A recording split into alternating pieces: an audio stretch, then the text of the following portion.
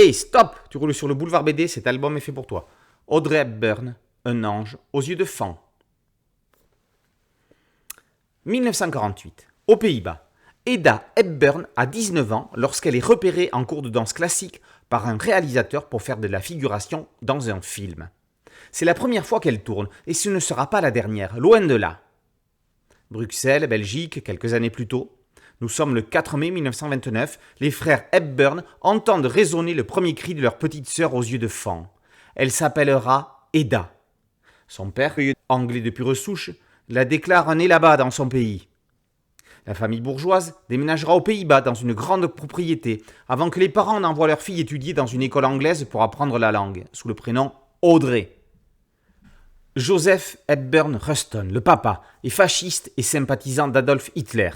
Il est dévoué à la cause nazie. Un adultère scellera la séparation du couple.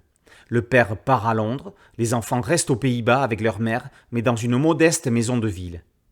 On a vu comment la future star eut sa première proposition de tournage avant des pas plus marqués, tant au cinéma qu'au théâtre. En 1951, Colette lui propose de jouer Gigi à Broadway.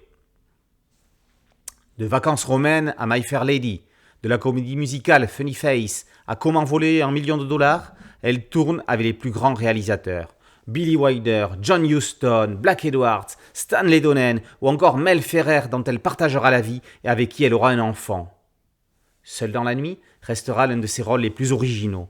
Elle y joue une aveugle poursuivie par des malfrats qui veulent récupérer une poupée remplie de drogue. Lorsque ses engagements humanitaires prennent le pas sur sa carrière, seul Steven Spielberg la sortira de sa retraite cinématographique en lui offrant un second rôle dans Always en 1989.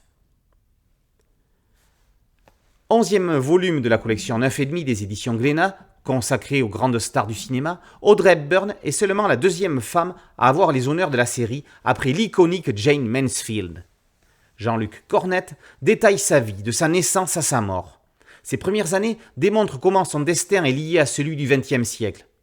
Son enfance est nécessaire pour comprendre ses choix de vie. De même, ses dernières années accompagnent une époque en mutation.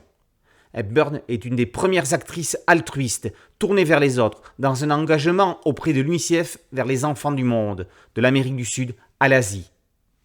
Que les cinéphiles se rassurent, Hollywood tient le haut du pavé dans l'album. Agnès et Innocente dessine l'actrice avec une vive émotion. Ses grands yeux constamment écarquillés, ses yeux de fan happent le lecteur comme elle le faisait avec la caméra. Preuve année avec cette sobre et sublime couverture où elle semble nous inviter dans sa vie. Les étoiles brillent dans le ciel, mais avant cela, celle d'Audrey Hepburn a illuminé les planches et les plateaux de tournage. Cette biographie donne envie de se replonger dans ses films.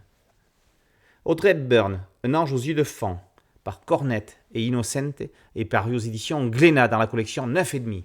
Boulevard BD, c'est un site dédié, un podcast audio et une chaîne YouTube. Merci de liker, de partager et de vous abonner. À très bientôt sur Boulevard BD. Ciao.